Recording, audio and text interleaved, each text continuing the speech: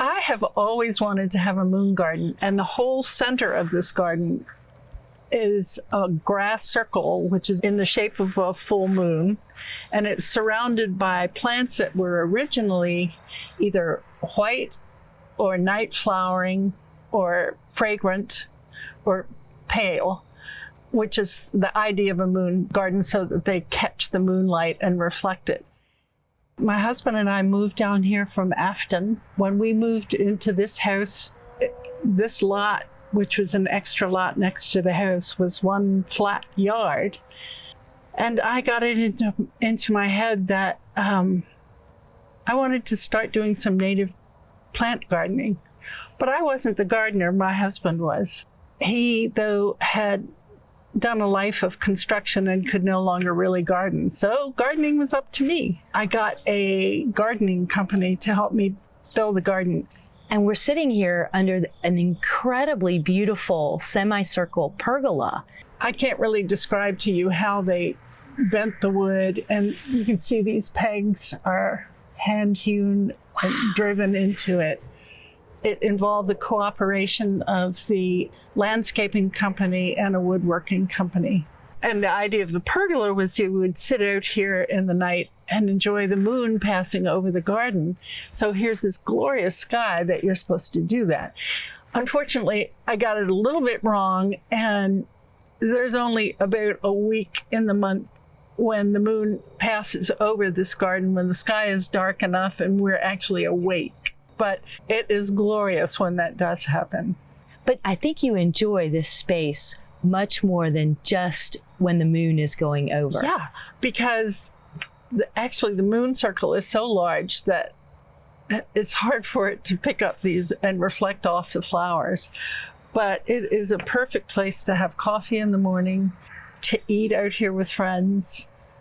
And also it's wonderful when they're children, because they just love to go out there and dance and look like little fairies dancing around. I think a lot of people don't think about plants going up unless they're trees, but what all do you have growing on this? So I planted them behind the columns, and they're all native vines. Virginia creeper on the outside, then coral honeysuckle, and there is a purple passion flower vine growing up the last one. And because it began to take over the whole garden, we ended up trying to pull it all out. But I miss it. It gets the most wonderful fruit and has the most beautiful flowers. After 7 years of summers, the fruit was finally delicious to eat.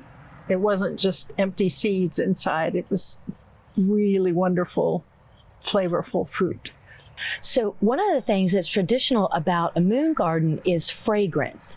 And I'm not sure I see a lot of fragrant plants right now. Is it a time of year thing?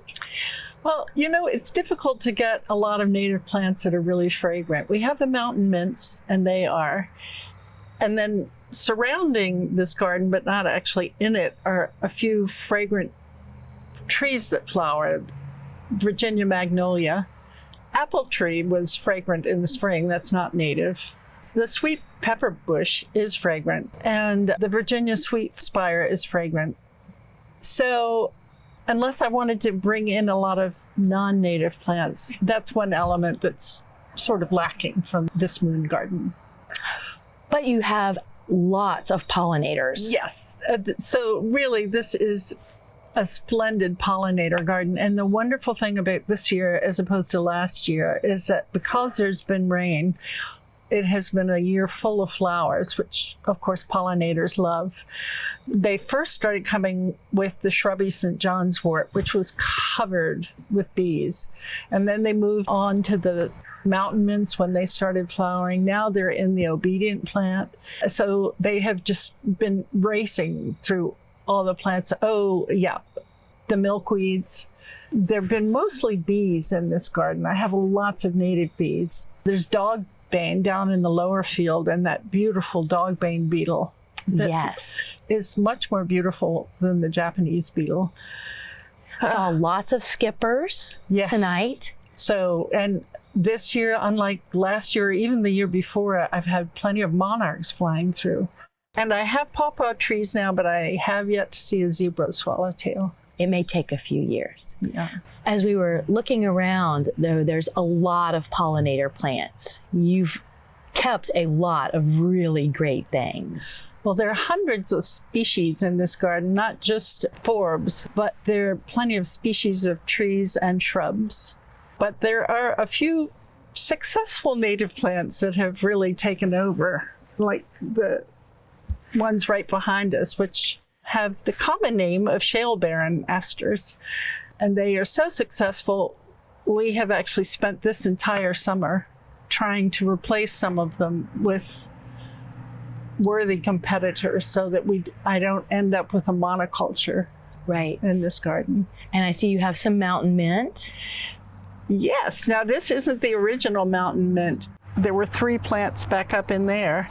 And it really features one of the things that's so wonderful about native plants, which is that they spread themselves all over the garden. And one year you'll have them up here, and the next year you'll have them elsewhere. So this year they form themselves right here in front, which is really nice when the moon comes over this garden. So nice when natives work out that way. So it sounds like one of the themes of your 8 years of gardening is you build it and they will come. Yeah. And they will spread themselves, and it will evolve and change, sometimes to your liking and sometimes not. Yeah. This year has been really lucky because we had plenty of rain throughout most of the summer. But native plants do really well in most drought situations. But last summer we had months of drought and they really suffered for it. But like you said, they've come roaring back. That was the good news, is that they don't die. They don't, give up the ghost. They hang on. Their roots go really deep into the soil. And so if you can shield the soil, and part of what shields the soil is the fact that they grow so tall. So they shade themselves. So even if they don't flower abundantly, they protect the future for themselves. So just give it some time. Yeah. And you'll see it again. Yeah. Well, thank you so much for having us here to enjoy this incredibly beautiful space. Thank you, right Robyn. in downtown. It's been my pleasure.